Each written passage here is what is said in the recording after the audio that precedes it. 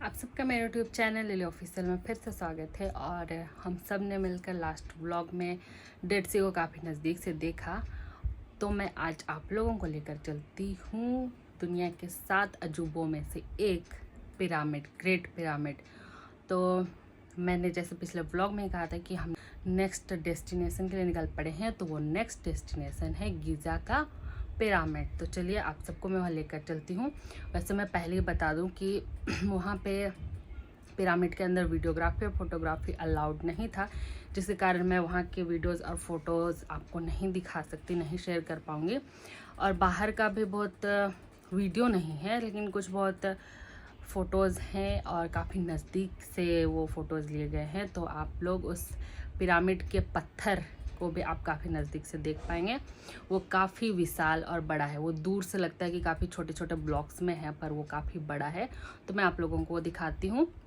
मैंने कोशिश किया है कि मैं सबको समेट कर एक अच्छा छोटा सा क्लिप बना पाऊँ, जिससे आप लोगों को भी पिरामिड के काफ़ी अच्छे से दर्शन करा पाऊँ। तो खैर, तो चलिए मेरे वीडियो में बने रहिए। मैं आप लोगों को ले चलती हूँ गिज़ा पिरामिड। यह पिरामिड वहाँ के सम्राटों का स्मारक स्थल है, जिनमें राजाओं के शवों को दफना कर सुरक्षित रखा गया है। इन शवों को मम्मी कहा जाता है। मिस्र वासियों का मानना था कि जब फ़राउन यानी कि राजा की मृत्यु होती है, तो उसकी आत्मा का एक हिस्सा उसके शरीर में रहता है। इसलिए राजा के मृत शरीर को सारी सुविधाओं के साथ दफनाया जाता था। ऐसे तो मिस्र में कई सारे पिरामिड हैं और काहिरा के उपनगर गीजा में 3, लेकिन सामान्य विश्वास के विपरीत हैं। सिर्फ गीजा का ग्रेट पिरामिड ही विश्व के 7 अजूबों की सूची में शामिल है। गीजा के महान पिरामिड में पत्थरों का इस्तेमाल इस तरह किया गया है कि इसके अंदर का तापमान हमेशा स्थिर रहता है।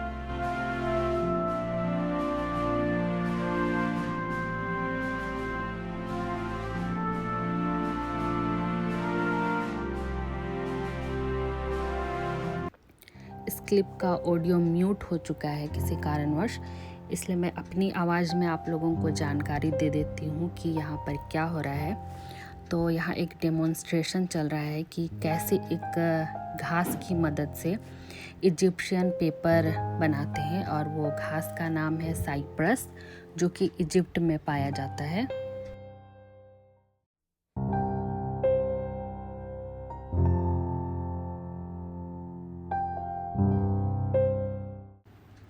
यह घास सूर्य के समान दिखता है और इसे काटने पर तने में पिरामिड के समान आकृति दिखाई पड़ती है।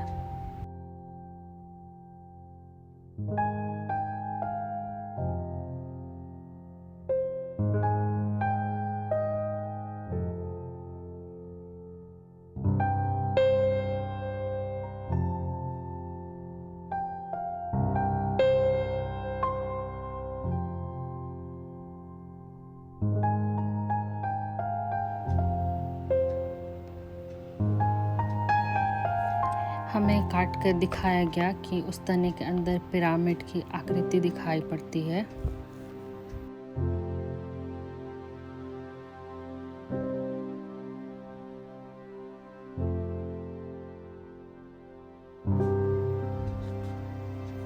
इसे पहले 3 हिस्सों में काटा जाता है। पहला हिस्सा बड़ा, दूसरा मीडियम और तीसरा हिस्सा छोटे साइज का होता है।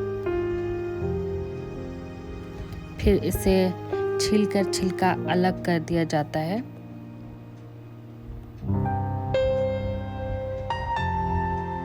यह छिलका काफ़ी मजबूत होता है। इस छिलके को यहाँ के बांस के द्वारा जो सामान बनाए जाते हैं, उस प्रकार वहाँ पे प्रयोग में लाया जाता है।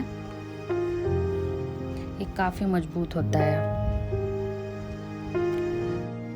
इस छिलके की मदद से ही बास्केट बनाया गया था, जिस पर रखकर बालक मूसा को नील नदी में बहाया गया था। मैं बता दूं कि मुस्लिम समुदाय, यहूदी समुदाय और क्रिश्चियन समुदाय में मूसा का एक पवित्र स्थान है। पेपर बनाने के लिए बीच के सफ़ेद भाग का प्रयोग होता है, लेकिन उसे तोड़ने पर काफ़ी आसानी से टूट जाता है, क्योंकि इसमें कार्बोहाइड्रेट, शुगर और पानी की मात्रा बहुत अधिक है। इससे पानी निकालने के लिए हथौड़े से हल्का हल्का मारा जाता है या बेलन की सहायता से उस पर दबाव दिया जाता है। पानी को हटाने पर वह पूरी तरह से मजबूत बन जाता है। उससे चीनी की मात्रा को हटाने के लिए कम से कम 6 दिनों तक उसे पानी में डुबोकर रखा जाता है।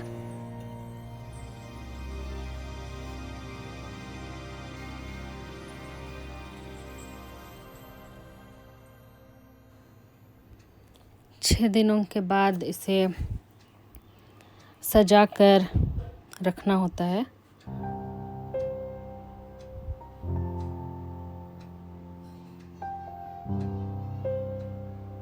जो कि उसे इस तरीके से सजाया जाता है और ऐसे सजाने के बाद फिर से 6 दिन के लिए उसे प्रेशर मशीन में दबा कर रखना पड़ता है। पर यह तो आधुनिक समय में मशीन का प्रयोग किया जाता है, जो कि पहले नहीं था। प्राचीन समय में इजिप्शियन किसका प्रयोग करते थे, इसके लिए पहले मजाक में उन्होंने कहा कि मोटी इजिप्शियन महिलाओं को उसके ऊपर बैठा दिया जाता था। पर उन्होंने उसके बाद हमें बताया कि इजिप्शियन पत्थर का प्रयोग करते थे उन दिनों इसे दबा कर रखने के लिए।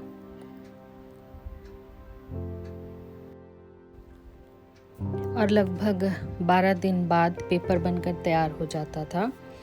और ये जाहिर सी बात है कि हम वहाँ 12 दिन तो खड़े होकर नहीं देख सकते थे, तो उन लोगों के पास पहले से वो बना हुआ था, जिसे उन लोगों ने हमें दिखाया कि 12 दिन बाद ये रिजल्ट बनकर सामने आता है।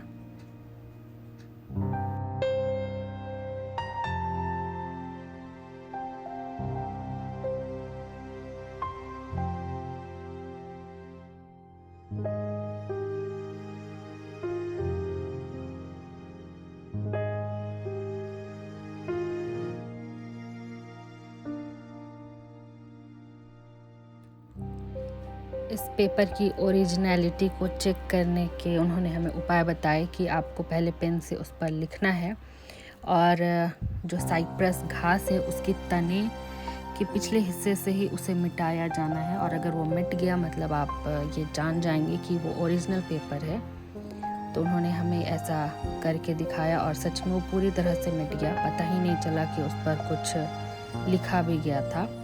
उसके बाद उन्होंने हमें बताया कि वो जो पेपर है अगर वो ओरिजिनल होगा तो बिल्कुल वाटर प्रूफ होगा। उससे पर देखिए पानी डाला गया और वो बिल्कुल भी लीक नहीं हो रहा है। इसी तरह उसे पूरी तरह से उस पानी में डुबोकर मचोड़ दिया गया और फिर से जब उसे मतलब कि सीधा किया गया तो वो बिल्कुल पहले की तरह पेपर ही बन गया। तो ये है वहाँ के इजिप्ट का ओरिजिनल पेपर जो वो लोग उस घास से तैयार करते हैं। उन्होंने हमें दिखाया कि अगर आप उसे फाड़ भी दें तो भी अगर वो ओरिजिनल कागज़ है तो वो दोबारा जुड़ जाएगा। आप उसे बस ऐसे रगड़ कर फिर से पहले की तरह बना सकते हैं हल्का पानी का प्रयोग कर। और देखिए वो कागज़ बिल्कुल बनकर तैयार। फिर हम सब ने नील नदी पर क्रूज़ पर डिनर करते हुए उस दिन को बाय बाय कहा।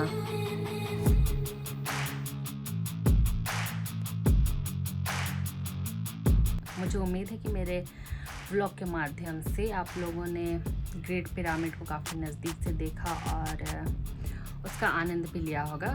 तो मैं इस व्लॉग को यहीं पर एंड करती हूँ और आप लोगों से एक नए व्लॉग में एक नए डेस्टिनेशन के साथ मिलूँगी। तब तक के लिए बाय बाय और प्लीज़ मेरे चैनल को लाइक शेयर एंड सब्सक्राइब जरूर करें।